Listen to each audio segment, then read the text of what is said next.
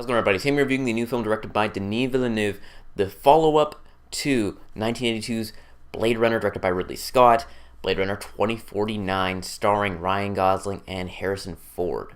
Now, the movie is about Ryan Gosling. He plays a Blade Runner, and basically, I'm not going to go too much into the plot because it's kind of a spoiler on itself, but basically, Ryan Gosling character, he hunts down replicants, these robot-type characters. If you've seen the first movie, you kind of know what they're all about, and he needs to uncover some mystery. That's about all the detail I can go into, and I'll preface this by saying I saw the first Blade Runner, I think, twice now. The first time, I didn't understand, like, everyone's like, it's a masterpiece, you need to check this out.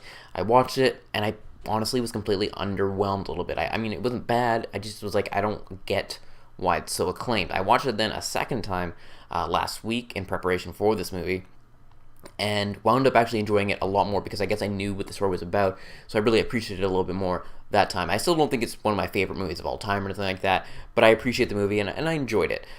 This movie, on the other hand, I loved. I loved Blade Runner 2049, and let's talk about it. Let's start off with the whole story of it. Ryan Gosling is great in this lead, playing this detective-type character, and you see him very composed throughout the movie, and he's just a fascinating character to follow, because we're kind of like him, in a sense, in this movie. You're following this journey, you're uncovering things as he goes along, and it's really engaging, and you get wrapped up in this mystery. I think, personally, the mystery detective angle in this movie is stronger than in the original Blade Runner, and I think that's why I connected to this movie a bit more than the first one.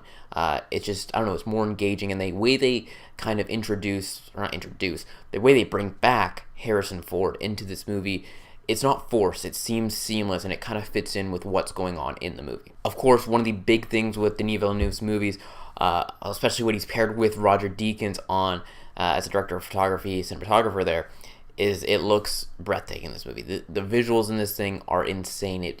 I'm going to say it's a shoo-in for its best cinematography. I think Roger Deakins will finally get that Academy Award.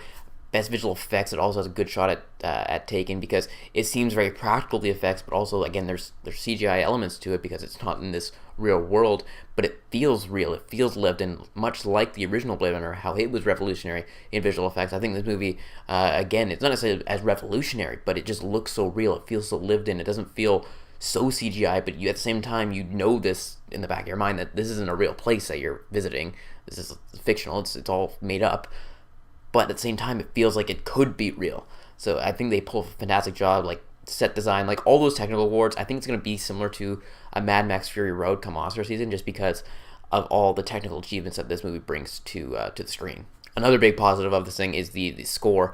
It modernizes the score ever so slightly, but it also pays homage to the original Blade Runner score, and it enhances the experience when you hear these kind of synthetic type sounds and the score similar to the first Blade Runner, but still modernizing and just, I don't know, it's something that you'll remember, and I think, again, you want to go back and listen to it over and over again. As for the other cast members, Harrison Ford is back, like I said, and he gives one of his best performances in quite a long time.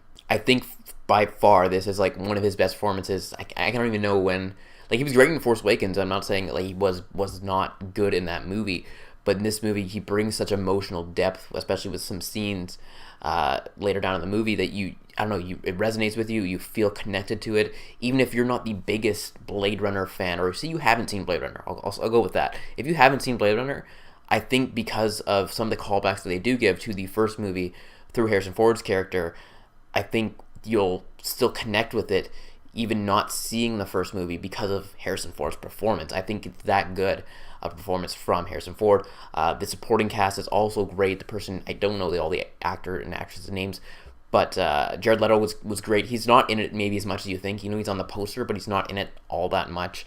There's another character that kind of works for Jared Leto's character, and she's really great. The big standout from this film was her. Also, the actress who plays kind of the romantic interest of Ryan Gosling's character is really good as well. Across the board, I don't know, it's hard for me to bring a negative to this movie. Maybe it's a little bit too long. Its runtime was 2 hours and 40 minutes or so. It's quite a long movie. With that said, though, it didn't feel that long because, again, I'm invested in the storyline, and I'm trying to piece together what's going on along the way. It's hard for me to talk about much more without going into spoiler territory. All I can say is that, again, it's one of the best looking movies I think I may have ever seen. Come Academy time, could maybe get a Best Picture nomination and probably win quite a bit of other technical achievement awards. It's a worthwhile watch. I think even if you haven't seen the first Blade Runner, if you haven't, I think if you watch the first Blade Runner, though, it'll enhance your experience. But if you haven't seen it, I don't think you're going to be lost in this movie, because first and foremost, it's not necessarily Harrison Ford's movie. It's Ryan Gosling's movie. And again, you'll get caught up in the mystery and just figuring everything out and what's going on.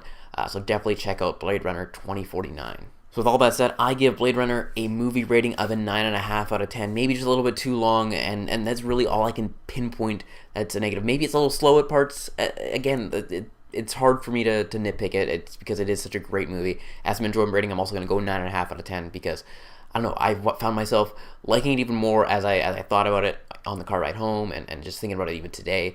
It's just, I don't know, I really enjoyed it. Definitely check out Blade Runner 2049 if you have not seen it already. So that's it. Hope you guys enjoyed this video. Again, be sure to like this video and subscribe to my channel for more videos each and every week. That is it, and I'll talk to y'all later.